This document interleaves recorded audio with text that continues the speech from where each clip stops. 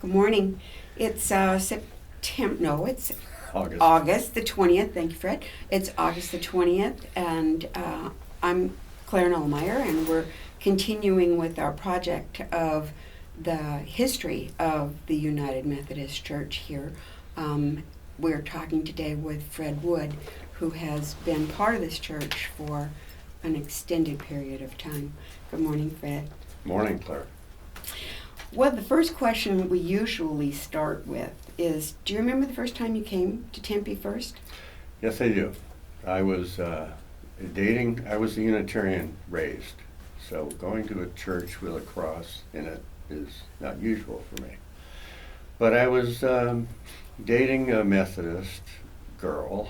I was a sophomore at ASU, 1966, and I really liked her, so I decided I'd come to her church.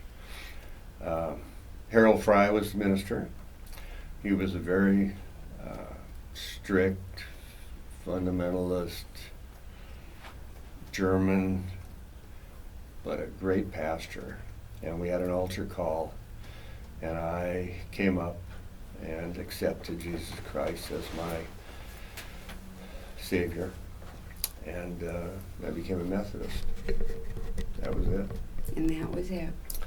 Got married in the Methodist church in front of that, lots of plastic pieces behind the altar. The colorful blocks that people have The talked blocks. about. Got married there June 1st, 1968. Robert Lamb was the organist. He was a professor at ASU. And destination weddings or receptions are really big now, and our destination reception was in Ross Hall. I used to be the There wedding was a lot of reception people, about coordinator. 100 people came, and because we both grew up in Tempe, so that's sort of when we started really being a member of the church. Then they asked us, since we were now married, if we could take care of the apartment, because the people who were there before us had to leave, and Which apartment? upstairs. Mm-hmm. And the responsibilities there was to kind of take care of Baker Center and churches. If people would come by and ask for food, and I'd go to the pantry and get them a couple of boxes of Wheaties and whatever we had that I thought we could give away. And I painted every room in this building. We cleaned the floors. We took care of the kitchen. Was the kitchen in use back then? Did they? Oh yeah. What did they use it Yeah, for? they had this was at that time. We had in Baker Center we had Hillel, a Jewish center. We had Tom Pelt, who was Campus Crusade for Christ. We had Chuck Sellers. There were 4 different churches in the Baker Center, including the Methodist Church. We had Wesley Foundation. So, and all of them would eat there.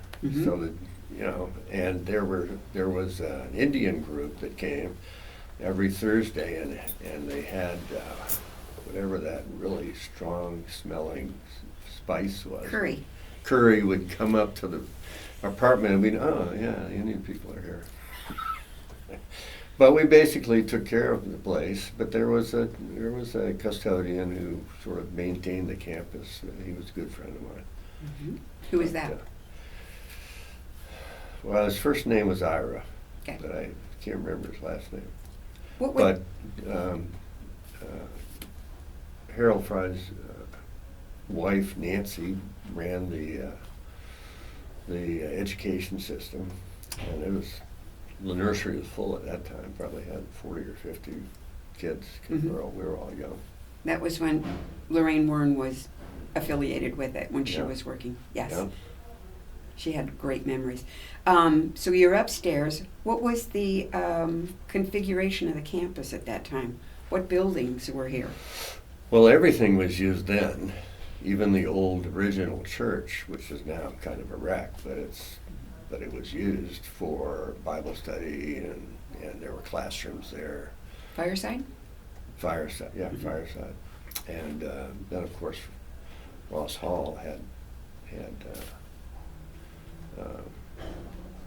Probably the 7th and 8th graders, 6th, 7th, and 8th graders were up there, and then the nurseries were over by the office. When you were here, was that block wall transformed, the colorful?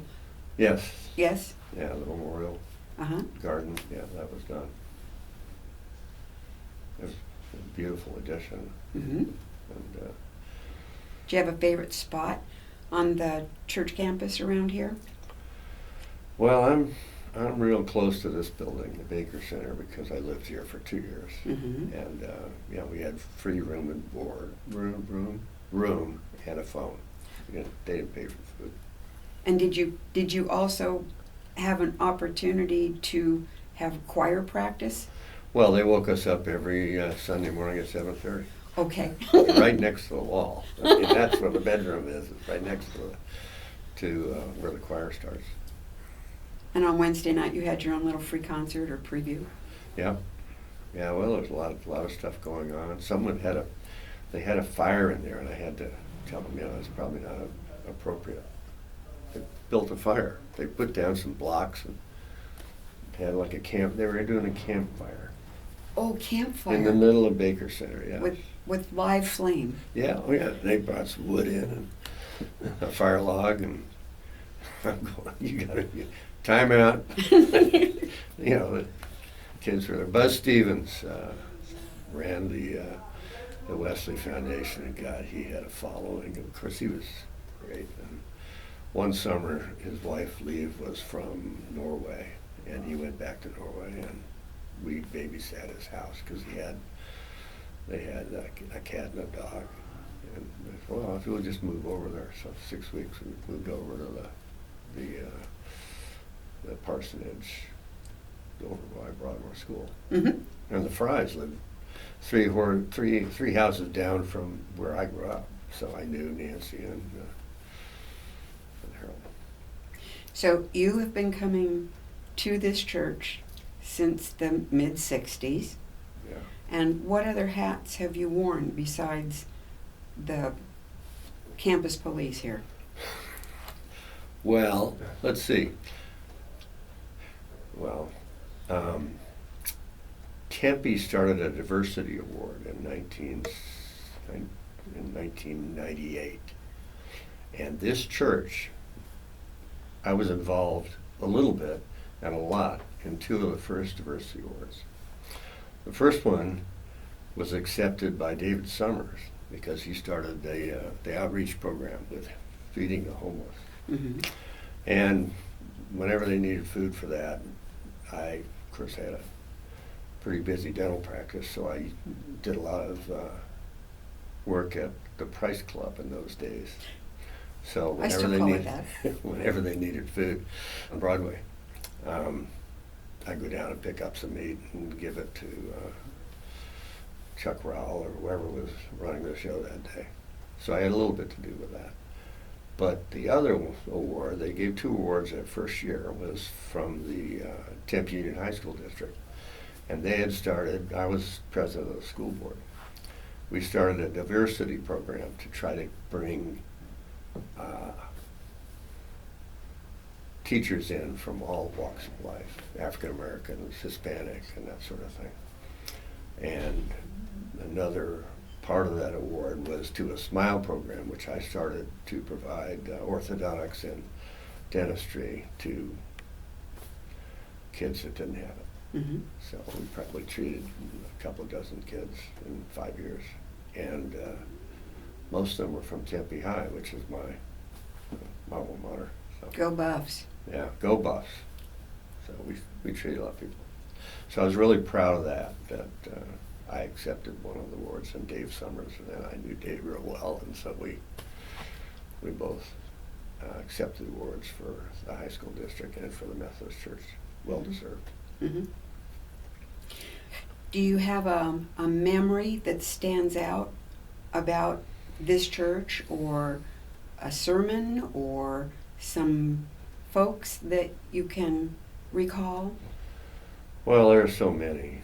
I mean, Don Dotz was a fraternity brother of mine. He was older, a little bit. Mhm. No. But Phi Sigma Kappa, and he was like, he would oversee what we were doing, and we were really proud of our fraternity. We were good at athletics and good at academics. So Mhm. so there were just so many. Buzz Stevens was like a mentor. I mean, he wasn't much older than I was. You know, he was probably 22, and I was 19, 20. Mhm.